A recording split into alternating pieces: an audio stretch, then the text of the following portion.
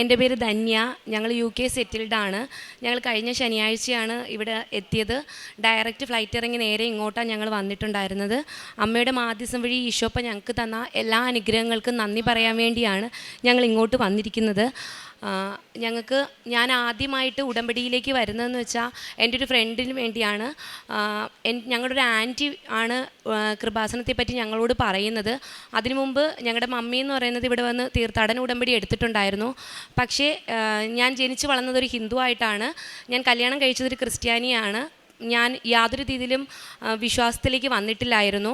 പക്ഷേ എൻ്റെ ബെസ്റ്റ് ഫ്രണ്ടിന് ആർത്രൈറ്റിസിൻ്റെ മരുന്ന് കഴിച്ച് കണ്ണിന് കാഴ്ചശക്തി നഷ്ടപ്പെട്ടപ്പോൾ ഞാൻ അവൾക്ക് വേണ്ടി ഉടമ്പടി എടുക്കാമല്ലോ എന്ന് കരുതി. അപ്പോൾ എൻ്റെ ഹസ്ബൻഡ് എന്നോട് പറഞ്ഞായിരുന്നു, അതെന്തായാലും എടുത്താൽ നിനക്ക് ചെയ്യാൻ പറ്റത്തില്ല. അപ്പോൾ ഞാൻ പറഞ്ഞില്ല, അവൾക്ക് വേണ്ടി ഞാൻ എടുക്കും. എനിക്ക് മാതാവ് അതിലൂടെ അവൾക്ക് കാഴ്ചശക്തി തിരിച്ചു കിട്ടുമോ ഇല്ലയെന്ന് എനിക്കൊന്ന് അറിയണോ ഉള്ള രീതിയിലാണ് ഞാൻ എടുത്തത്. പക്ഷേ എന്താ പറയുക, മാതാവിൻ്റെ അനുഗ്രഹം കൊണ്ട് വിത്തിൻ 1 വീക്കിൽ അവൾക്കെന്ന് പറയുന്നത് നല്ല മാറ്റം ഉണ്ടായി. അന്ന് ശനിയാഴ്ച എൻ്റെ കൂടെ അവൾ വന്നിട്ടുണ്ടായിരുന്നു ഇവിടെ സാക്ഷ്യം പറയാൻ വേണ്ടി. ഇപ്പോൾ 99% കാഴ്ചശക്തി പൂർണ്ണമായും തിരിച്ചു കിട്ടി. അവൾക്ക് യാതൊരുവിധ ബുദ്ധിമുട്ടുകളില്ല. ശാരീരികമായ അസ്വസ്ഥതകൾ മാത്രമേ ഉള്ളൂ. അതിലൂടെ ഞങ്ങൾ ഉടമ്പടിയിലേക്ക് വന്നു. ഞാൻ രാവിലത്തെയും വൈകിട്ടത്തെയും പ്രാർത്ഥനകളും ഞങ്ങളുടെ പ്രത്യക്ഷീകരണ പ്രാർത്ഥനയെല്ലാം ഞാൻ പ്രാർത്ഥിക്കുന്നുണ്ടായിരുന്നു. അതിനുശേഷം എന്ന് പറയുന്നത്, ഒരു ദിവസം ഞാൻ കിടക്കുന്ന സമയത്ത് എനിക്കൊരു ഡേറ്റ് മാതാവ് പറഞ്ഞു തരുന്നുണ്ടായിരുന്നു, നവംബർ 22. ആ ഡേറ്റ് എന്ന് പറയുന്നത്, ഞാൻ ബൈ പ്രൊഫഷൻ ഒരു സോഫ്റ്റ്വെയർ എഞ്ചിനീയർ ആണ്.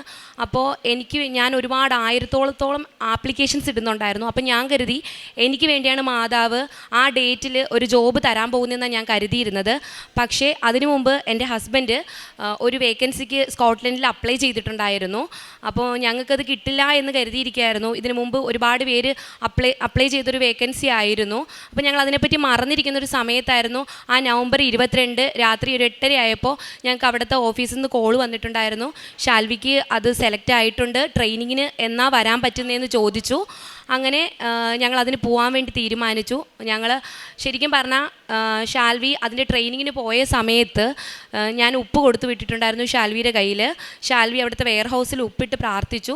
പക്ഷേ ട്രെയിനിങ്ങിൻ്റെ ലാസ്റ്റ് ഡേയിൽ എന്ന് പറയുന്നത് ഷാൽവിക്ക് നല്ലപോലെ പെർഫോം ചെയ്യാൻ പറ്റിയില്ല. അപ്പോൾ അൺഫോർച്ചുനേറ്റ്ലി ആ ജോബ് കിട്ടില്ലെന്ന് അവിടുത്തെ ഓണർ തന്നെ പറയുന്നുണ്ടായിരുന്നു. അതിനുശേഷം ഞങ്ങളുടെ ജീവിതത്തിൽ എല്ലാം നടക്കുന്നത് 22 എന്നൊരു ഡേറ്റിലായിരുന്നു. ഫെബ്രുവരി 22 വീണ്ടും അവിടുന്ന് കോൾ വന്നു. ഷാൽവിൻ, എൻ്റെ ഹസ്ബൻഡിൻ്റെ പേര് ഷാൽവിൻ എന്നാണ്, ഷാൽവിൻ നിനക്ക് ഇവിടെ ജോയിൻ ചെയ്യാൻ പറ്റുമോ എന്ന് ചോദിച്ചിട്ടായിരുന്നു കോൾ വന്നിരുന്നത്. അങ്ങനെ ഞങ്ങൾ സ്കോട്ട്ലൻഡിലേക്ക് മൂവ് ചെയ്യാൻ വേണ്ടി തീരുമാനിച്ചു. പക്ഷേ അതിനിടയിൽ ഞാൻ സ്റ്റുഡൻറ്റ് വിസയിലാണ് UK മൂവ് ചെയ്തത്. എനിക്ക് എൻ്റെ പ്രൊഫഷനിലേക്ക് ഒരു ജോലി കിട്ടുന്നില്ലായിരുന്നു.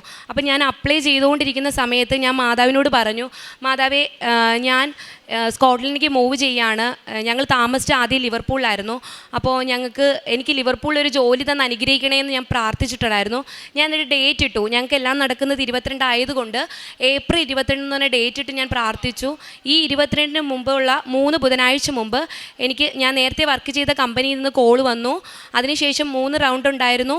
ആ റൗണ്ട് ഞാൻ പോയ സമയത്തെന്ന് പറയുന്നത്, ഞാൻ ഉപ്പ് കൊണ്ടുപോയിട്ടുണ്ടായിരുന്നു. ആ ഓഫീസിൽ പോയ സമയത്ത് ഞാൻ അവിടെ ആരും ചവിട്ടാത്ത സ്ഥലത്ത് ഉപ്പിട്ടു. എൻ്റെ കയ്യിൽ ഒരു തരി ഉപ്പ് ഞാൻ വെച്ചിട്ടുണ്ടായിരുന്നു. ഫസ്റ്റ് എനിക്ക് വന്ന് എൻ്റെ HR വന്ന് എനിക്ക് ഷേക്കൻഡ് വന്നപ്പോൾ ആ ഉപ്പ് അവരെ കയ്യിലായി. അപ്പോൾ ഒരു തരിയാണ് കൊണ്ടുപോയത്. അപ്പോൾ ഞാൻ വീണ്ടും ഉപ്പെടുത്ത് കൈ വെച്ചിട്ട് വീണ്ടും ഞാൻ വെച്ചപ്പോൾ എൻ്റെ മാനേജർ വന്ന് എനിക്ക് ഷേക്കൻഡ് വന്നു. അപ്പോഴത്തേക്ക് ഞാൻ വെച്ചു, ഇനി എന്തായാലും ഉപ്പ് കൈ വെക്കണ്ട, എന്തായാലും അവരെ കയ്യിലായിട്ടുണ്ടല്ലോ എന്ന് പറഞ്ഞു. കാര്യം ഒരുപാട് ഇൻ്റർവ്യൂ അറ്റൻഡ് ചെയ്ത സമയത്തും നമുക്ക് ബന്ധമില്ലാത്ത കുറേ ടാസ്കുകൾ അവർ തന്നുകൊണ്ടിരുന്നത്. പക്ഷേ ഞാൻ മുമ്പ് എന്താണോ വർക്ക് ചെയ്തിരുന്നത് അതേ രീതിയിലുള്ളൊരു ടാസ്ക് ആയിരുന്നു എനിക്ക് അവർ അസസ്മെൻ്റായിട്ട് തന്നിരുന്നത്. ആ ഇൻ്റർവ്യൂ എനിക്ക് ഏപ്രിൽ 22 ഞാൻ ഡേറ്റ് ഇട്ട ദിവസം തന്നെ എനിക്ക് ഓഫർ ലെറ്റർ കിട്ടുക ചെയ്തിരുന്നത്. അതിനുശേഷം ഞങ്ങൾ സ്കോട്ട്ലൻഡിലേക്ക് മൂവ് ചെയ്യാൻ തീരുമാനിച്ചു. ഞങ്ങൾക്ക് അവിടെ ആരെയും പരിചയമില്ലായിരുന്നു. കാര്യം 2 വർഷത്തോളം ഞങ്ങൾ ഇംഗ്ലണ്ടിലായിരുന്നു താമസിച്ചിരുന്നത്. അവിടെ നിന്ന് പെട്ടെന്ന് അങ്ങോട്ട് പോകുമ്പോൾ ഒരു പരിചയമില്ലാത്ത സ്ഥലത്തേക്ക് പോകുമായിരുന്നു.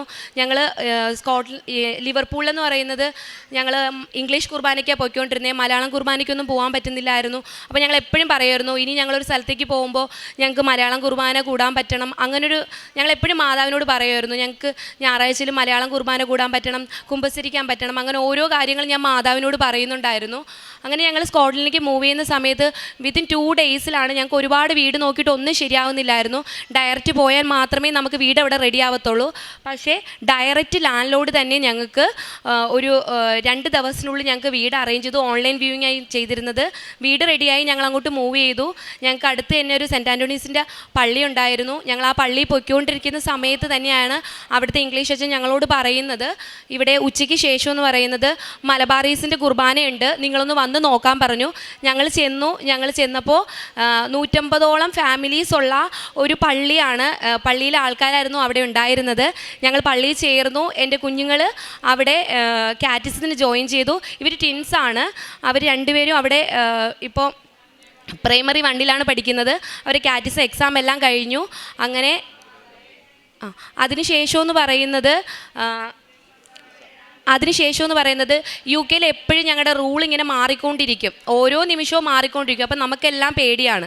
ഞങ്ങൾ സ്റ്റുഡൻറ്റ് വിസയെ പോയിട്ട് ഞങ്ങൾ വേറൊരു ജോബ് നോക്കുന്നില്ലായിരുന്നു. ഞങ്ങളുടെ ഫീൽഡിൽ തന്നെയായിരുന്നു നോക്കിക്കൊണ്ടിരുന്നത്. ഹസ്ബൻഡ് എന്ന് പറയുന്നത് അബുദാബിയിലെ സീനിയർ എയർ കണ്ടീഷൻ ടെക്നീഷ്യനായിട്ടാണ് വർക്ക് ചെയ്തുകൊണ്ടിരുന്നത്. ഞാൻ നാട്ടിലും വർക്ക് ചെയ്തുകൊണ്ടിരുന്നത് സോഫ്റ്റ്വെയർ എഞ്ചിനീയർ ആയിട്ടായിരുന്നു. അപ്പം ഞങ്ങളുടെ ഫീൽഡിൽ തന്നെ ഞങ്ങൾക്ക് ജോലി കിട്ടണമെന്ന് വലിയ ആഗ്രഹമായിരുന്നു. പലരും വേറെ ഫീൽഡിലേക്ക് നോക്കുമെന്ന് പറഞ്ഞാലും ഞങ്ങളതൊന്നും ചെയ്യുന്നില്ലായിരുന്നു. മാതാവ് ഞങ്ങൾക്ക് തരും, മാതാവാണ് ഞങ്ങൾ അവിടെ കൊണ്ടുപോയിട്ടുണ്ടെങ്കിൽ മാതാവ് ഞങ്ങൾക്ക് ആ ജോലി തരും എന്ന വിശ്വാസത്തിലായിരുന്നു ഞങ്ങൾ അവിടെ നിന്നിരുന്നത്. അതിനുശേഷം എന്ന് പറയുന്നത് ജൂലൈ 22-ാം തീയതി UK ഒരു റൂള് വന്നു. ലോവർ സ്കിൽഡ് വർക്കേഴ്സിന് ഡിപ്പെൻഡ് അലൗഡ് അല്ല. അവരിനി വിസ കൊടുക്കുന്നെങ്കിൽ തന്നെ അവർക്കൊരു നിശ്ചിത കാലയളവിന് ശേഷം വിസ അലൗഡ് അല്ല എന്ന രീതിയായിരുന്നു വന്നിരുന്നത്. ജൂലൈ 22-ാം തീയതി ആ റൂള് വരുന്നതിന് തൊട്ട് മുമ്പ് ജൂലൈ 18-ാം തീയതി ഷാൽവിയുടെ കമ്പനിയിൽ നിന്ന്, എൻ്റെ ഹസ്ബൻഡിൻ്റെ കമ്പനിയിൽ നിന്ന് അവിടുത്തെ ഓണർ ചോദിക്കുകയാണ്, ഷാൽവി നിനക്ക് COS വേണമെന്ന്. കാര്യം ഷാൽവിക്ക് മുമ്പ് പ്രിഫറൻസ് ഉള്ള ഒരാളുണ്ടായിരുന്നു. പുള്ളിക്കാരൻ അത് വേണ്ടാന്ന് പറഞ്ഞപ്പോൾ മാതാവിൻ്റെ അനുഗ്രഹത്തോടു കൂടിയാണ് ഞാൻ വിശ്വസിക്കുന്നുണ്ട് പൂർണ്ണമായിട്ടും. ഞങ്ങൾക്ക് ജൂലൈ 21-ാം തീയതി ഞങ്ങൾ വിസ അപ്ലൈ ചെയ്യാണ്. ഷാൽവിക്ക് അതിൻ്റെ ഇടയിലൊരു കടമ്പ ഉണ്ടായിരുന്നു എന്ന് പറയുന്നത് IELTS എക്സാം ആയിരുന്നു. അപ്പോൾ IELTS എക്സാമിൻ്റെ സമയത്ത് ഞങ്ങൾ തന്നെയായിരുന്നു ഓൺലൈൻ വെച്ച് പഠിച്ചുകൊണ്ടിരുന്നത്.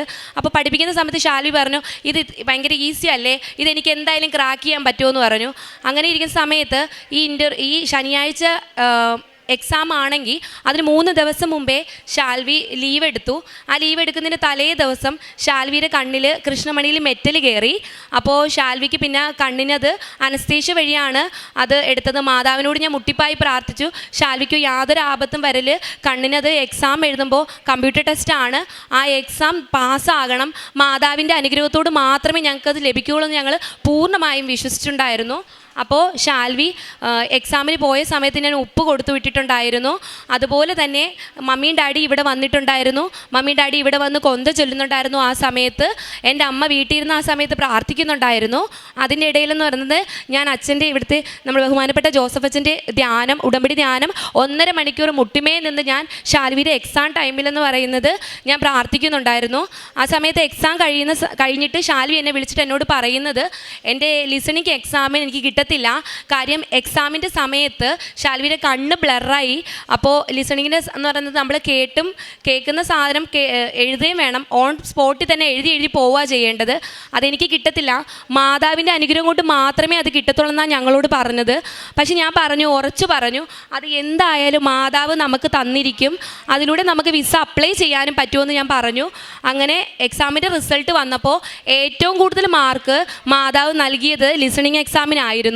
അതിനുശേഷം എന്ന് പറയുന്നത് ഓഗസ്റ്റ് 25-ാം തീയതി ഞങ്ങൾക്ക് ഷാൽവി ശരിക്കും ഒരു IT ആണ് ക്വാളിഫിക്കേഷൻ. ആ IT ക്വാളിഫിക്കേഷൻ വെച്ച് UK അങ്ങനെ ഒരു 5 ഇയർ വിസ കിട്ടുമെന്ന് പറയുന്നത് എൻ്റെ ഒരു അറിവിൽ ഞാൻ കേട്ടിട്ടില്ല. പക്ഷേ ഹെൽത്ത് കെയർ ഫീൽഡിലൊക്കെ കിട്ടുമായിരിക്കും. പക്ഷേ സർവീസ് എഞ്ചിനീയറായിട്ട് ഷാൽവിക്ക് അവിടെ ഓഗസ്റ്റ് 25-ാം തീയതി 5 ഇയർ സ്കിൽഡ് വർക്കർ വിസയാണ് ലഭിച്ചത്. അതിനുശേഷം ഞാനും എൻ്റെ മക്കളും PSW തന്നെയായിരുന്നു, ഗ്രാജുവേറ്റ് റൂട്ട് വിസയിൽ തന്നെയായിരുന്നു. അങ്ങനെ ഞങ്ങൾ വിസ അപ്ലൈ ചെയ്തത് കഴിഞ്ഞ മാസമായിരുന്നു. ആ അപ്ലൈ ചെയ്യുന്ന സമയത്ത് പോലും ഞങ്ങൾക്ക് പൈസയ്ക്ക് ഒരു ബുദ്ധിമുട്ട് മാതാവ് തന്നില്ലായിരുന്നു. ഒരു ദിവസം കൊണ്ട് ഞങ്ങൾ 3 വർഷത്തേക്കുള്ള വിസയായിരുന്നു അപ്ലൈ ചെയ്യാനുള്ള പൈസ റെഡിയാക്കി വെച്ചത്. അപ്പോൾ ഞങ്ങൾ സോളിസിറ്റർ വഴി അപ്ലൈ ചെയ്ത സമയത്ത് സോളിസിറ്റർ പറയാണ് ഇനിയും ഒരു 10 ലക്ഷത്തിൻ്റെ ഒരു ആവശ്യമുണ്ട്, ശാൽവിക്ക് എത്ര നാൾ വിസയുണ്ടോ അത്രയും നാൾ നമ്മൾ വിസ അപ്ലൈ ചെയ്യണമെന്നാണ് പറഞ്ഞത്. അപ്പോൾ ഒരു ദിവസം കൊണ്ട് ഒരു 10 ലക്ഷം ഉണ്ടാക്കുമെന്ന് വെച്ചാൽ അത് പോസിബിൾ അല്ല. ഞങ്ങളവിടെ സ്റ്റുഡൻറ്റ് വിസയിൽ പോയതുകൊണ്ട് ഞങ്ങൾക്ക് ക്രെഡിറ്റ് സ്കോറും നല്ലതുപോലെ ഇല്ലായിരുന്നു. പക്ഷേ വിത്തിൻ 1 ഡേ കൊണ്ട് മാതാവ് ഞങ്ങൾക്ക് ക്രെഡിറ്റ് സ്കോർ പോലും ഇല്ലാഞ്ഞിട്ട് ഞങ്ങൾക്ക് ലോൺ അനുവദിച്ച് തന്നു. അങ്ങനെ മാതാവിൻ്റെ അനുഗ്രഹത്തോടു കൂടി ഞങ്ങളും വിസ അപ്ലൈ ചെയ്തു. പിന്നെയെന്ന് പറയുന്നത് ഞങ്ങൾക്ക് ഞങ്ങളുടെ ലൈഫിൽ എനിക്ക് കിട്ടിയൊരു രോഗസൗഖ്യമാണ്. രോഗസൗഖ്യം എന്ന് പറയുന്നത് എൻ്റെ ഡെലിവറിക്ക് മുമ്പെന്ന് പറയുന്നത് എനിക്കൊരു സിസ്റ്റ് ഉണ്ടായിരുന്നു, ബാർത്തോളിൻ സിസ്റ്റ്. അതിൻ്റെ സർജറി കഴിഞ്ഞിട്ടുണ്ടായിരുന്നു. സർജറി കഴിഞ്ഞ് പിന്നെ ഡെലിവറിക്ക് ശേഷം വീണ്ടും ആ സിസ്റ്റ് വന്നപ്പോൾ ഞാൻ ഡോക്ടറെ കണ്ടപ്പോൾ ഡോക്ടർ എന്നോട് പറഞ്ഞു ഇനി പെയിൻഫുൾ ആണെങ്കിൽ നമ്മൾ ഒന്നും കൂടി സർജറി ചെയ്യേണ്ടി വരുമെന്ന്. അപ്പോൾ ഞങ്ങൾ ആ സമയത്തായിരുന്നു ഞങ്ങൾ UK മൂവ് ചെയ്തത്. അവിടെ വെച്ച് എനിക്ക് ബുദ്ധിമുട്ടുണ്ടായിട്ടുണ്ടായിരുന്നു. അപ്പോൾ ഞാൻ മാതാവിനോട് പറഞ്ഞു, മാതാവേ ഞാനിനി എന്ത് ചെയ്യും, വീണ്ടും ഞാനിനി സർജറി ചെയ്യണോ? UK ഒരു അപ്പോയിൻമെൻറ്റ് കിട്ടുകയെന്ന് വെച്ചാൽ അത് പോസിബിൾ അല്ല, പെട്ടെന്നൊന്നും കിട്ടത്തില്ല. അപ്പോൾ ഞാൻ കരുതി മാതാവേ എന്ത് ചെയ്യുമെന്ന് ആലോചിച്ചുകൊണ്ടിരുന്ന സമയത്തായിരുന്നു ഞാൻ അച്ഛൻ്റെ ധ്യാനം എല്ലാ ചൊവ്വാഴ്ചകളിലും ഒരു ചൊവ്വാഴ്ച മുടങ്ങിയ തന്നെ ആ ആഴ്ചയിലുള്ളിൽ കണ്ടു തീർക്കുമായിരുന്നു. ഒരു ധ്യാനത്തിൽ അച്ഛൻ പറയുന്നുണ്ടായിരുന്നു ഇതുപോലെ സിസ്റ്റ് ഉള്ള ആൾക്കാരുടെ സിസ്റ്റ് മാറുന്നു എന്ന്. അങ്ങനെ ഞാൻ അതിനെപ്പറ്റി മറന്നുപോയി. പക്ഷേ ഒരാഴ്ച കഴിഞ്ഞപ്പോൾ ഞാൻ നോക്കിയപ്പോൾ എൻ്റെ പേഴ്സണൽ പാർട്ടിലായിരുന്നു ആ സിസ്റ്റ് ഉണ്ടായിരുന്നത്. അത് ശരിക്കും പറഞ്ഞാൽ ഇതുവരെ എനിക്ക് ആ സിസ്റ്റ് അവിടെ പിന്നെ വന്നിട്ടില്ല. എൻ്റെ സിസ്റ്റ് പൂർണ്ണമായി സൗഖ്യപ്പെട്ടു. ഞാൻ വിശ്വസിക്കുന്നത് എൻ്റെ മാതാവാണ് എനിക്കത് പൂർണ്ണമായി സൗഖ്യപ്പെടുത്തിയതെന്ന്. പിന്നെ മാതാവിലൂടെ എന്ന് വെച്ചാൽ ഞങ്ങൾക്ക് ഒരുപാട് അനുഗ്രഹങ്ങൾ ലഭിച്ചിട്ടുണ്ട്. പിന്നെ കാരുണ്യപ്രവൃത്തിയായിട്ട് ഞങ്ങൾ ചെയ്തിരുന്നത് UK നിന്ന് ഞങ്ങൾ ഇവിടെ നാട്ടിൽ പൈസ അയച്ചു കൊടുത്തിട്ട് വൃദ്ധസദനത്തിലേക്ക് അവർക്ക് വേണ്ടിയുള്ള ആഹാരങ്ങൾ വാങ്ങിച്ചു കൊടുക്കുമായിരുന്നു. പിന്നെ അതുപോലെ തന്നെ യുകെയിലുള്ള ഫുഡ് ബാങ്കിലേക്ക് ഞങ്ങൾ ഫുഡ് അവിടെ കൊടുക്കുന്നുണ്ടായിരുന്നു. പിന്നെ സോഷ്യൽ മീഡിയ കാണുന്ന ആർക്കെങ്കിലും എന്തെങ്കിലും രോഗങ്ങളുള്ളവർക്ക് അവർക്ക് വേണ്ടത് കൊടുക്കുന്നുണ്ട്. മുമ്പ് ഞങ്ങൾ സഹായിക്കുന്നവർ തന്നെയായിരുന്നു. പക്ഷേ മുമ്പെന്ന് പറയുന്നത് ഞങ്ങളുടെ കയ്യിലുണ്ടെങ്കിൽ മാത്രമേ ഞങ്ങൾ കൊടുക്കുന്നുണ്ടായിരുന്നുള്ളൂ. പക്ഷേ ഇപ്പം അങ്ങനെയല്ല. മാതാവ് ഈശോപ്പെ ഞങ്ങൾക്ക് തരുമെന്ന പൂർണ്ണ വിശ്വാസം ഞങ്ങൾക്കുള്ളത് കൊണ്ട് ഞങ്ങളത് ചോദിക്കുന്ന ആരായാലും അർഹതപ്പെട്ടവർക്ക് ഞങ്ങളുടെ കയ്യിൽ ഇല്ലെങ്കിൽ പോലും ഞങ്ങൾ മറിച്ച് കൊടുക്കുവാൻ ഞങ്ങൾ തയ്യാറാണിപ്പോൾ. പിന്നെയെന്ന് പറയുന്നത് പ്രേക്ഷിത പ്രവർത്തനമായിട്ട് ഞാൻ അവിടെ ഇംഗ്ലീഷ് പത്രം പ്രിൻ്റ് എടുത്ത് അവിടെ ഇംഗ്ലീഷ് പള്ളിയിൽ പോയിട്ട് ഞാൻ ഇംഗ്ലീഷ് കുർബാനയ്ക്ക് പോകുമ്പോൾ അവിടുത്തെ ഇംഗ്ലീഷുകാർക്ക് കൊടുക്കുന്നുണ്ടായിരുന്നു. പിന്നെ ഇവിടുത്തെ സാക്ഷ്യങ്ങളും അതുപോലെ തന്നെ അച്ഛൻ്റെ രാവിലത്തെ ഡെയിലി ബ്രെഡും ഞാൻ എല്ലാവർക്കും അയച്ചു കൊടുക്കുകയും സ്റ്റാറ്റസ് ഇടുകയും ചെയ്യുന്നുണ്ടായിരുന്നു. പിന്നെയെന്ന് പറയുന്നത് ഞങ്ങൾക്ക് അവിടെ ലിവർപൂളിലായിരുന്ന സമയത്ത് അഖണ്ഡ ജപമാല ഞങ്ങൾ എല്ലാ മാസവും ആദ്യത്തെ ചൊവ്വാഴ്ചകളിൽ ഞങ്ങൾ നടത്തുന്നുണ്ടായിരുന്നു. അതുപോലെ തന്നെ ഞങ്ങൾ 2024 അഖണ്ഡ ജപമാലയ്ക്ക് ഞങ്ങൾ 4 മണിക്കൂർ ഞങ്ങൾ അവിടെ കുറച്ച് മലയാളീസ് എല്ലാവരും ഉണ്ട്, അവിടെ സെറ്റിലായ ആൾക്കാരാണ്, അവരുടെ കൂടെ ഞാനും പോകുന്നുണ്ടായിരുന്നു. 4 മണിക്കൂർ നടന്ന് ഞങ്ങൾ 7 പള്ളികളിൽ നടന്ന് ഞങ്ങൾ അഖണ്ഡ ജപമാല ചൊല്ലി. അതിനുശേഷം എന്ന് പറയുന്നത് ഞങ്ങൾ സ്കോട്ട്ലൻഡിലേക്ക് മൂവ് ചെയ്തപ്പോൾ അവിടെയും ഇതുപോലെ തന്നെയാണ്. ഞങ്ങളുടെ വീട്ടിൽ ഞങ്ങൾ ചെന്ന് കഴിഞ്ഞ് 2 മാസം കഴിഞ്ഞപ്പോൾ ഞങ്ങളുടെ വീട്ടിൽ അഖണ്ഡ ജപമാല അവർ നടത്തി. അതുപോലെ അത് രാവിലെ 8 മണി തൊട്ട് രാത്രി 8 മണി വരെ കണ്ടിന്യൂസ് ജപമാല ചൊല്ലിയായിരുന്നു എൻ്റെ വീട്ടിൽ. കാര്യം ഞങ്ങൾ പുതിയതായിട്ട് ചെന്ന ആൾക്കാരായതുകൊണ്ട് അവർക്ക് ഞങ്ങൾ ചെയ്യുമോ എന്നൊരു ഇതുണ്ടായിരുന്നു. പക്ഷെ ഞങ്ങളോട് ചോദിച്ചപ്പോൾ ഞങ്ങൾ യാതൊരു മടിയും കാണിക്കാതെ എൻ്റെ അമ്മ മാതാവിന് വേണ്ടി ഞങ്ങൾ ജപമാല ചൊല്ലി. ഏറ്റവും മെയിനായിട്ട് ഞാൻ പറയേണ്ട ഒരു കാര്യമുണ്ട്. ഞങ്ങളിവിടെ ഡയറക്റ്റ് UK നിന്ന് കഴിഞ്ഞ ശനിയാഴ്ച ഇവിടെ വന്നു എന്ന് പറഞ്ഞല്ലോ. ഞങ്ങളുടെ ബോംബെ എയർപോർട്ടിൽ ഇറങ്ങിയ സമയത്ത് ഞങ്ങളുടെ കയ്യിൽ നിന്ന് ഞങ്ങൾ ലഗേജ് ചെക്ക് ഇൻ ചെയ്യുന്ന സമയത്താണ് അറിയുന്നത് ഞങ്ങൾ വന്ന എയർലൈനകത്ത് ഞങ്ങളുടെ ലാപ്ടോപ്പ് ബാഗ് ഞങ്ങൾ എടുക്കാൻ മറന്നുപോയെന്ന്. ഹസ്ബൻഡ് ആ ലാപ്ടോപ്പ് ബാഗ് നോക്കാൻ അതിനെപ്പറ്റി അന്വേഷിക്കാൻ പോയ സമയത്തെന്ന് പറയുന്നത് ഒരു രാവിലെ 3:20 ഞങ്ങൾ അവിടെ എത്തിയത്. അപ്പോൾ ഷാൽവി അതിനായിട്ട് അന്വേഷിച്ച് പോയ സമയത്ത് എൻ്റെ ടെൻഷൻ കൊണ്ട് ഞാനും മക്കളുമായിട്ട് അതിൻ്റെ പിറകെ പോയി. അപ്പോൾ എൻ്റെ കയ്യിൽ പാസ്പോർട്ട് ബാഗും ഉണ്ടായിരുന്നു. ഈ പാസ്പോർട്ട് ബാഗ് എൻ്റെ കയ്യിൽ നിന്ന് നഷ്ടമായി. ഞങ്ങളിതൊന്നും അറിഞ്ഞിട്ടില്ലായിരുന്നു. അങ്ങനെ അവിടെ ഉള്ളവർ പറഞ്ഞു സെക്യൂരിറ്റി ഗാർഡിനോട് ചോദിച്ചു നോക്ക് ലാപ്ടോപ്പ് ബാഗിനെ പറ്റി. അങ്ങനെ അത് അന്വേഷിക്കണമെങ്കിൽ ആദ്യം ചെക്കിനിലേക്ക് ബാഗ് ഇടണം. ഞങ്ങളുടെ ബാഗെല്ലാം ചെക്കിനിലേക്ക് ഇട്ടു. അതിനുശേഷം ഞങ്ങൾ ബോർഡിങ് ചെയ്യാൻ വേണ്ടി നോക്കിയപ്പോൾ പാസ്പോർട്ട് കാണുന്നില്ല. അപ്പോൾ ഞങ്ങൾ വിചാരിച്ചു കസ്റ്റംസിൻ്റെ അവിടെ ചെക്ക് ചെയ്യുന്ന സമയത്ത് അതിലൂടെ പാസ് ചെയ്തപ്പോൾ ബാഗ് നഷ്ടപ്പെട്ടെന്ന് കരുതി കാണുമെന്ന്. ഷാൽവി അവിടേക്ക് പോയി. അവിടെ പോയപ്പോൾ ഞാൻ മക്കളെ കൊണ്ട് വീണ്ടും ഞാൻ കൂടെ പോയിട്ട് ഞാൻ അവിടെ അന്വേഷിച്ചപ്പോഴത്തേക്ക് അവിടെ ഒന്നുമില്ല. കാര്യം ഞങ്ങൾക്ക് 2 ആഴ്ച കൊണ്ട് തിരിച്ചു പോകണം. ഈ ശനിയാഴ്ച ഞങ്ങൾക്ക് തിരിച്ചു പോകേണ്ടതാണ്. ആ ഒരു സമയത്ത് ഞങ്ങൾക്ക് തിരിച്ചു പോയില്ലെങ്കിൽ ഷാൽവിയുടെ ജോലി നഷ്ടപ്പെടും. ഞങ്ങളുടെ എല്ലാ ജീവിതവും ഞങ്ങളുടെ ഫുൾ കയ്യിൽ നിന്ന് പോകുന്നൊരു സമയമായിരുന്നു. ആ ഒരു സമയത്തായിരുന്നു ഞാനവിടെ നിന്ന് ഞാൻ എൻ്റെ മക്കളെയും കെട്ടിപ്പിടിച്ച് ഞാൻ ഭയങ്കരമായിട്ട് പൊട്ടിക്കരഞ്ഞു. പൊട്ടിക്കരഞ്ഞ് ഞങ്ങളുടെ കയ്യിൽ ഒന്നുമില്ല. ഞങ്ങളുടെ യു കെയിലെ ID കാർഡോ യു കെയുടെ BRP കാർഡോ നാട്ടിലെ എല്ലാ ID കാർഡും ഞങ്ങളുടെ പാസ്പോർട്ട് എല്ലാം അടങ്ങിയൊരു ബാഗായിരുന്നു ഞങ്ങൾക്ക് നഷ്ടപ്പെട്ടത്. നാട്ടിൽ വന്ന് ഈ 2 ആഴ്ച കൊണ്ട് ഞങ്ങൾക്ക് പുതിയൊരു പാസ്പോർട്ട് എടുക്കണമെങ്കിൽ തന്നെ ആധാർ കാർഡ്, പാൻ കാർഡ് എല്ലാം അതിനകത്താണ് ഇരിക്കുന്നത്. അപ്പോൾ ഒരിക്കലും അത് പോസിബിൾ അല്ലാത്തൊരു കാര്യമാണ്. അപ്പോൾ ഞാനിവിടെ നിന്ന് കരയണ സമയത്ത് 2 കസ്റ്റംസ് ഓഫീസറായിരുന്നു ഉണ്ടായിരുന്നത്, 2 ആണുങ്ങളായിരുന്നു അവിടെ നിന്നിരുന്നത്. പെട്ടെന്നൊരു ലേഡി വന്നിട്ട് എന്നോട് ചോദിക്കുക, എന്തിനാ കരയണേ എന്ന് ചോദിച്ചു. അവരെല്ലാം ഹിന്ദിക്കാരാണ്, ഇംഗ്ലീഷിലാണ് സംസാരിച്ചത്. അവരോട് ഞാൻ പറഞ്ഞു, ഇതുപോലെ ഞങ്ങളുടെ പാസ്പോർട്ട് ബാഗ് നഷ്ടമായി, ലാപ്ടോപ്പ് ബാഗ് അന്വേഷിക്കുന്നതിൻ്റെ ഇടയിലാണ് നഷ്ടമായത്. അപ്പോൾ അവരെന്നെയും കൊണ്ട് ഒരിക്കലും ഒരു ഇൻ്റർനാഷണൽ എയർപോർട്ടിൽ നമുക്ക് വേണ്ടി ആരും നമ്മൾ കൂടെ വരത്തില്ല. അതും കസ്റ്റംസ് ഓഫീസർ എൻ്റെ കൂടെ വന്ന് അവിടെ എല്ലാ ഓഫീസിലും എൻ്റെ കൂടെ വന്ന് അവർ എല്ലാം അന്വേഷിക്കുന്നുണ്ടായിരുന്നു. പക്ഷേ ഞങ്ങൾക്കത് കണ്ടുപിടിക്കാൻ പറ്റിയില്ല. അപ്പോൾ എന്നോട് പറഞ്ഞു, ഒരു കാര്യം ചെയ്യും, വന്ന വഴി പോയി ഒന്നും കൂടി നോക്കിയിട്ട് വാ, അപ്പോൾ ഞങ്ങൾക്ക് വീണ്ടും കസ്റ്റംസിൻ്റെ ചെക്കിങ് ഒന്നും ചെയ്യേണ്ട ആവശ്യം വരത്തില്ല, നിങ്ങൾ അതിലേ പോയിട്ട് വാന്ന് പറഞ്ഞു. ഞങ്ങൾ അതിലേ പോയ സമയത്ത് ഞാൻ വന്നത് അവിടെ ഫുള്ള് ക്രൗഡായിട്ടായിരുന്നു. ഞങ്ങൾ കസ്റ്റംസിലേക്ക് ചെക്കിങ്ങിന് പോയത്. അവിടെ ആരുമില്ലായിരുന്നു. ഞാൻ എൻ്റെ ലാപ്ടോപ്പ് ബാഗ് അന്വേഷിച്ച ഒരു ലേഡി മാത്രം അവിടെ നിൽക്കുന്നു. അപ്പോൾ ഞാൻ അവരോട് പറഞ്ഞു, എൻ്റെ പാസ്പോർട്ട് ബാഗ് നഷ്ടമായിട്ടുണ്ട്, ഞങ്ങളുടെ അശ്രദ്ധ മൂലമാണ് പോയത്, അപ്പോൾ എനിക്കറിയത്തില്ല എവിടാ പോയെന്ന്, ഞങ്ങൾക്ക് തിരിച്ചു പോകേണ്ടതാണ്. നെക്സ്റ്റ് ഫ്ലൈറ്റ് എന്ന് പറയുന്നത് 5:30 കൊച്ചിയിലേക്ക്. ഈ പറയുന്ന 4:50 ഞങ്ങൾക്ക് നെക്സ്റ്റ് ബോർഡിംഗ് ഉണ്ട്. ഈ ബോർഡിംഗ് ഈ 1 അവർ 3:20 തൊട്ട് 4:50 ഇടയിലെന്ന് പറയുന്നത് ഞങ്ങൾക്ക് ലാപ്ടോപ്പ് ബാഗും കിട്ടണം, ഞങ്ങളുടെ പാസ്പോർട്ട് ബാഗും കിട്ടണം. ഞങ്ങളുടെ ബാഗ് ഞങ്ങൾ ചെക്കിനിലിട്ടു, ഞങ്ങളുടെ കയ്യിൽ ഒന്നുമില്ല, ആകെ ഉള്ളത് എൻ്റെ ഹാൻഡ് ബാഗ് മാത്രമാണുള്ളത്. അപ്പോൾ ഞാൻ അവരോട് പറഞ്ഞു, എൻ്റെ പാസ്പോർട്ട് മിസ്സായി.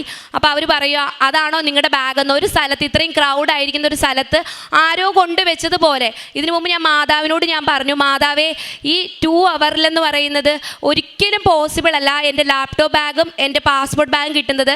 അവർ ഞങ്ങളോട് പറഞ്ഞത് 9 o'clock ലോസ്റ്റ് പോയി അന്വേഷിച്ചാൽ മതി, അപ്പോൾ നിങ്ങൾക്ക് കിട്ടും. പക്ഷേ 9 o'clock കഴിഞ്ഞിട്ടേ കിട്ടത്തുള്ളൂ. പാസ്പോർട്ടിൻ്റെ കാര്യം ഞങ്ങളോട് പറഞ്ഞിട്ടില്ലായിരുന്നു, ലാപ്ടോപ്പ് ബാഗിൻ്റെ കാര്യം മാത്രം അവർ പറഞ്ഞത്. അപ്പോൾ ഞാൻ മാതാവിനോട് പറഞ്ഞു, മാതാവേ, 9 o'clock വരെ നിന്നിട്ട് എനിക്ക് അടുത്ത ഫ്ലൈറ്റ് ഒന്നും പിടിക്കാൻ പറ്റത്തില്ല, ഞാൻ പോകുന്നതിന് മുമ്പ് എൻ്റെ കയ്യിൽ ലാപ്ടോപ്പ് ബാഗും എൻ്റെ പാസ്പോർട്ട് ബാഗും എൻ്റെ കയ്യിൽ തന്നെ കിട്ടണം മാതാവേ എന്ന് പറഞ്ഞ് ഞാൻ നല്ലതുപോലെ പ്രാർത്ഥിച്ചു. ഞാൻ വിശ്വാസ പ്രമാണം അവിടെ നിന്ന് ചൊല്ലിക്കൊണ്ടിരുന്നു, കരഞ്ഞുകൊണ്ടാണ് ചൊല്ലിക്കൊണ്ടിരുന്നത്.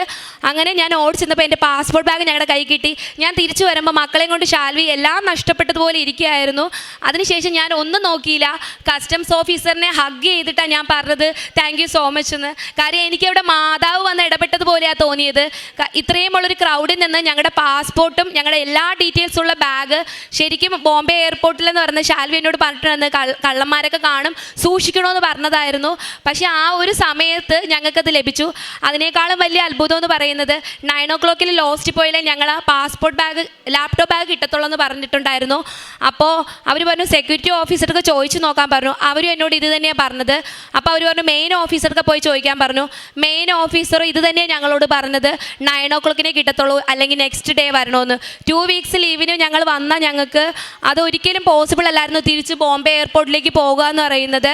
ആ ഒരു സമയത്തെന്ന് പറയുന്നത് ഒരാളകത്തുനിന്ന് എന്നോട് ഇറങ്ങി വന്നിട്ട്, അതും ഒരു മെയിൻ ഓഫീസർ അല്ല, ഒരു പയ്യനാണ്. ആ പയ്യൻ എന്നോട് വന്നിട്ട് പറയുക, ഞാൻ നിങ്ങളെ ഹെൽപ്പ് ചെയ്യാം, 99% ഞാൻ നിങ്ങളെ ഹെൽപ്പ് ചെയ്യാം, നിങ്ങൾ ആരോടും ഒന്നും പറയരുത്, നിങ്ങളെ ബോർഡിംഗ് എല്ലാം കഴിഞ്ഞോ, നിങ്ങളെല്ലാം ചെയ്തിട്ട് നിങ്ങൾ ഫ്ലൈറ്റ് കയറുന്നതിന് തൊട്ട് മുമ്പ് നിങ്ങൾ ആ സ്റ്റെയർ നിൽക്കുമ്പോൾ നിങ്ങളുടെ ലാപ്ടോപ്പ് ബാഗ് നിങ്ങളുടെ കയ്യിൽ കിട്ടുമെന്ന് പറഞ്ഞു. പക്ഷേ ഞങ്ങൾക്കത് ഒരിക്കലും പോസിബിൾ അല്ല. കാര്യം ഒരിക്കൽ ലോസ്റ്റായ സാധനം ലോസ്റ്റിൽ പോവാതെ നമ്മുടെ കയ്യിൽ എത്തത്തുമില്ല. അതൊരു ബോംബെ എയർപോർട്ടുമാണ്. അപ്പോൾ ഞങ്ങൾ അയാളെ പറയുന്നത് വിശ്വസിച്ചിട്ട് ഞങ്ങൾ നടന്നു. അയാളോട് താങ്ക് യു പറഞ്ഞു. ഞങ്ങൾക്ക് കിട്ടുമെന്ന് ഒരു ഉറപ്പുമില്ല. ഞങ്ങൾ ചെന്നു. ഞങ്ങൾ ഫ്ലൈറ്റ് കയറുന്നതിന് തൊട്ട് താഴെ നിൽക്കുന്ന സമയത്ത് ഞങ്ങളുടെ ലാപ്ടോപ്പ് ബാഗ് അവിടെ വെച്ചിരിക്കുക.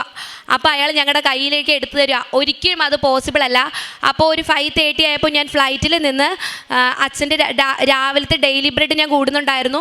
ആ സമയത്ത് അച്ഛൻ പറയുന്നുണ്ടായിരുന്നു, നമുക്ക് എന്തെങ്കിലും പ്രതിസന്ധി വരുന്ന സമയത്ത് അതിന് 1 മണിക്കൂർ മുമ്പെങ്കിലും അതിനുള്ള സഹായമായിട്ട് നമ്മുടെ മാതാവ് ഈശോപ്പെ നമുക്ക് വേണ്ടി വഴിയൊരുക്കും, അതിനുള്ള ആൾക്കാർ എല്ലാവരെയും അവിടെ നിർത്തുമെന്ന്. അത് ഞങ്ങൾ നേരിട്ട് അനുഭവിച്ചതാണ്.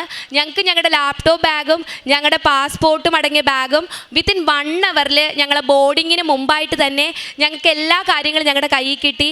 ഇത് തന്ന അമ്മ മാതാവിന് ഈശോപ്പിക്ക് ഞാൻ 1 കോടി നന്ദി പറയുകയാണ്. എനിക്കും എൻ്റെ കുടുംബത്തിനും അമ്മയുടെ മാധ്യസ്ഥം വഴി ഈശോപ്പ തന്ന എല്ലാ അനുഗ്രഹങ്ങൾക്കും കൃപകൾക്കും 1 കോടി നന്ദി.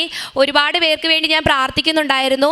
അവരൊന്നും ഇവിടെ ഇല്ലാത്തതുകൊണ്ട് എനിക്ക് പറയാൻ പറ്റാത്തത്. എൻ്റെ UK ഫ്രണ്ട്സിനും എല്ലാവരും എന്നോട് പറയുമായിരുന്നു, നീ അമ്മ മാതാവിനോട് നീ പ്രാർത്ഥിച്ചാൽ നടക്കും, നീ ഞങ്ങൾക്ക് വേണ്ടി പ്രാർത്ഥിക്കണം. അങ്ങനെ പ്രാർത്ഥിച്ച ഒരുപാട് പേർക്ക് ഒരുപാട് അനുഗ്രഹങ്ങളും രോഗസൗഖ്യങ്ങളും ലഭിച്ചിട്ടുണ്ട്.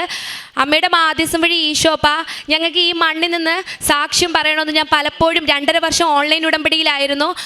ഈ ഓരോ സാക്ഷ്യം കേൾക്കുമ്പോഴും അമ്മ എന്നാ ഞാൻ ഈ മണ്ണിൽ നിന്ന് സാക്ഷ്യം പറയാൻ എന്നെ അനുവദിക്കുന്നത് എന്ന് ഓരോ നിമിഷവും ഞാൻ പ്രാർത്ഥിക്കുന്നുണ്ടായിരുന്നു. ഇന്ന് ഈ സന്നിധിയിൽ നിന്ന് എൻ്റെ കുടുംബത്തോടൊപ്പം എനിക്ക് സാക്ഷ്യം പറയാൻ പറ്റിയതിൽ അമ്മയോടും ഈശോപ്പയോടും ഞാൻ 1000 നന്ദി പറയുന്നു. ഏഷ്യ പ്രവാചകന്റെ പുസ്തകം 12-ാം അധ്യായം 2 മുതലുള്ള വാക്യങ്ങൾ. ഇതാ ദൈവമാണ് എൻ്റെ രക്ഷ, ഞാൻ അങ്ങയിൽ ആശ്രയിക്കും, ഞാൻ ഭയപ്പെടുകയില്ല. എന്തെന്നാൽ ദൈവമായ കർത്താവ് എൻ്റെ ബലവും എൻ്റെ ഗാനവുമാണ്, അവിടുന്ന് എൻ്റെ രക്ഷയായിരിക്കുന്നു. പരിശുദ്ധ അമ്മയുടെ പ്രത്യക്ഷീകരണ സാക്ഷിയായിട്ട് ധന്യ മധു എറണാകുളം തൻ്റെ അനുഭവ സാക്ഷി നമുക്ക് മുമ്പിൽ പങ്കുവെക്കുകയായിരുന്നു. ഉടമ്പടി എടുക്കാനുണ്ടായ സാഹചര്യവും വലിയ വിശ്വാസമില്ലായിരുന്നെങ്കിലും തൻ്റെ ഫ്രണ്ടിന് വേണ്ടി ഉടമ്പടി എടുത്ത് പ്രാർത്ഥിച്ചാണ് ഉടമ്പടിയിലേക്ക് കടന്നു വരിക. തുടർന്ന് ഈ മകളുടെ ജീവിതത്തിൽ പരിശുദ്ധ അമ്മയുടെ നിരവധിയായ ഇടപെടൽ ഉണ്ടാകുന്നുണ്ട്. അതുപോലെ തന്നെ ഹസ്ബൻഡിന് ഒരു വേക്കൻസിക്ക് ചാൻസ് കിട്ടുകയും അത് നന്നായിട്ട് പെർഫോം ചെയ്യേണ്ടതൊക്കെ സാധിക്കുകയും ചെയ്തു. കാരണം അമേരിക്കയുടെ ഒരു റൂള് വരുന്നതിന് മുമ്പാണ് വിസ സംബന്ധമായ ഒരു വരിക. എന്നാൽ അതിനെ തുടർന്ന് കൊണ്ട് പങ്കെടുക്കുവാനും അതോടൊപ്പം തന്നെ പരിശുദ്ധ അമ്മയുടെ നേർച്ച വസ്തുക്കളും ഉടമ്പടി വസ്തുക്കളൊക്കെ ചേർന്നപ്പോഴും അത് വിശ്വാസപൂർവ്വം പ്രാർത്ഥിച്ചപ്പോഴും പരിശുദ്ധ അമ്മയുടെ വലിയ ഇടപെടലാണ് ഉണ്ടായത് തന്നെ. കാരണം അതിന് തൊട്ട് മുമ്പായിട്ടാണെങ്കിലും നിരവധിയായ ഒരു ബുദ്ധിമുട്ടുകൾ മറ്റേലൊക്കെ കണ്ണിൽ എഫക്റ്റ് ചെയ്ത ഒരു ബുദ്ധിമുട്ടിലാണ് കടന്നു പോയിച്ചത്. എന്നാൽ വിശ്വാസപൂർവ്വ പ്രാർത്ഥന, കാരണം ഈ മകൻ തന്നെ പറഞ്ഞു വെക്കുന്നുണ്ട്, അത് എൻ്റെ യോഗ്യത കൊണ്ടല്ല കിട്ടുന്നത്. കാരണം ഒരു എക്സാം നന്നായിട്ട് എഴുതുവാനായിട്ട് എനിക്ക് കമ്പ്യൂട്ടർ എക്സാം എഴുതുവാനായിട്ട് എനിക്ക് സാധിച്ചില്ല എന്ന് പറഞ്ഞു വെക്കുന്നുണ്ട്. പക്ഷെ എന്നാൽ പരിശുദ്ധ അമ്മയുടെ വലിയ ഇടപെടലുണ്ടാവുകയും ആ വിസ അവർക്ക് തുടർന്ന് 5 വർഷത്തേക്ക് തുടർന്നത് കിട്ടുകയൊക്കെ ചെയ്തു. അതുപോലെ തന്നെ ധന്യയുടെ സാക്ഷ്യത്തിലാണെങ്കിലും അത് നല്ലൊരു ഇൻ്റർവ്യൂ പാസ്സാകുവാനും അതിനെ തുടർന്ന് കണ്ട നല്ലൊരു ജോലിയൊക്കെ ലഭിക്കുകയൊക്കെ ചെയ്യുന്നുണ്ട്. അതോടൊപ്പം തന്നെ പൂർണ്ണമായിട്ടും പറഞ്ഞു വെക്കുക, ഈ ഒരു വന്നിറങ്ങിയപ്പോൾ അവർ നേരിട്ട് വലിയൊരു അനുഭവം. കാരണം തൻ്റെ എല്ലാ ഡോക്യുമെൻറ്റ്സും അവിടുത്തെ വിസയും കാര്യങ്ങളും അതുപോലെ എല്ലാ കാര്യങ്ങളൊക്കെ നഷ്ടപ്പെടുമ്പോൾ ഒരു വലിയ പ്രതിസന്ധി വരുമ്പോൾ പരിശുദ്ധ അമ്മയിലുള്ള ഉറച്ച വിശ്വാസമാണ് ഇവർക്ക് മുമ്പോട്ട് പോകുവാനായിട്ട് സാധിക്കുന്നത്. അതുകൊണ്ട് തന്നെയാണ് ഡെയിലി ബ്രെഡ് പ്രാർത്ഥനയിൽ ഇവർ പങ്കെടുക്കുമ്പോൾ ഒരു മനസ്സ് പറയുന്നുണ്ട്, പരിശുദ്ധ അമ്മ ഇടപെടൽ 1 മണിക്കൂറിനുള്ളിൽ മനുഷ്യരിലൂടെയും സാഹചര്യങ്ങളോടൊക്കെ കടന്നു വരികയൊക്കെ ചെയ്യുന്നുണ്ട്. ഈ കുടുംബത്തിൻ്റെ സാക്ഷ്യത്തിൽ നമുക്കത് മനസ്സിലാക്കിയെടുക്കുവാനൊക്കെ ആയിട്ട് സാധിക്കുകയും ചെയ്യുന്നത് പരിശുദ്ധ അമ്മയുടെ വലിയൊരു ഇടപെടൽ ഈ മക്കളോടൊപ്പം കൂടെ ഉണ്ടായിരുന്നു എന്നത് തന്നെയാണ്. അതുകൊണ്ട് തന്നെയാണ് ആ ഒരു ഉറച്ച വിശ്വാസത്തോടു കൂടി അൾത്താരക്ക് മുമ്പിൽ പരിശുദ്ധ അമ്മയുടെ പ്രത്യക്ഷീകരണ സാക്ഷിയായിട്ട് ഈ മക്കൾ പരിശുദ്ധ അമ്മയുടെ മുമ്പിൽ സാക്ഷ്യം വെക്കുക. ഇനിയും ഈ പരിശുദ്ധ അമ്മയുടെ പ്രത്യക്ഷീകരണത്തിൻ്റെ സാക്ഷികളാകാനായിട്ട് ഈ കുടുംബത്തെ ദൈവം അനുഗ്രഹിക്കട്ടെ എന്നും ഇനി മുമ്പോട്ടുള്ള ജീവിതത്തിലും ഉടമ്പടിയോട് ചേർന്നുകൊണ്ടും അനേകം മനുഷ്യരെയൊക്കെ സഹായിക്കുകയും സ്വന്തം ജീവിത പ്രവർത്തികൾ കൊണ്ട് തന്നെ പരിശുദ്ധ അമ്മയുടെ പ്രത്യക്ഷീകരണ സാക്ഷികളായിട്ട് ഈ കുടുംബത്തെ ഉയർത്തട്ടെ എന്ന് നമുക്ക് പ്രാർത്ഥിക്കാം. ഒപ്പം നമ്മുടെ ഓരോ നിയോഗങ്ങളും ആവശ്യങ്ങളിലും അൾത്താരക്ക് മുമ്പിൽ എന്തെല്ലാം ആവശ്യങ്ങൾക്കായിട്ടാണ് നമ്മളായിരിക്കുന്നത് അതെല്ലാം പരിശുദ്ധ അമ്മയുടെ പ്രത്യക്ഷീകരണ സാക്ഷ്യത്തിലൂടെ നമ്മളെയും ഉയർത്തട്ടെ എന്ന് നമുക്ക് പ്രാർത്ഥിക്കാം. അത്യപൂർവ ദൈവാനുഭവങ്ങൾ ഇനി നിങ്ങൾക്കും സ്വന്തം. ഈ യൂട്യൂബ് ചാനൽ ഇതുവരെ സബ്സ്ക്രൈബ് ചെയ്തിട്ടില്ലെങ്കിൽ ഇപ്പോൾ തന്നെ സബ്സ്ക്രൈബ് ചെയ്യുക. ഈ വീഡിയോ ഇപ്പോൾ തന്നെ നിങ്ങളുടെ സുഹൃത്തുക്കൾക്ക് ഷെയർ ചെയ്തുകൊണ്ട് കർത്താവിൻ്റെ പ്രേക്ഷിതരാകുക.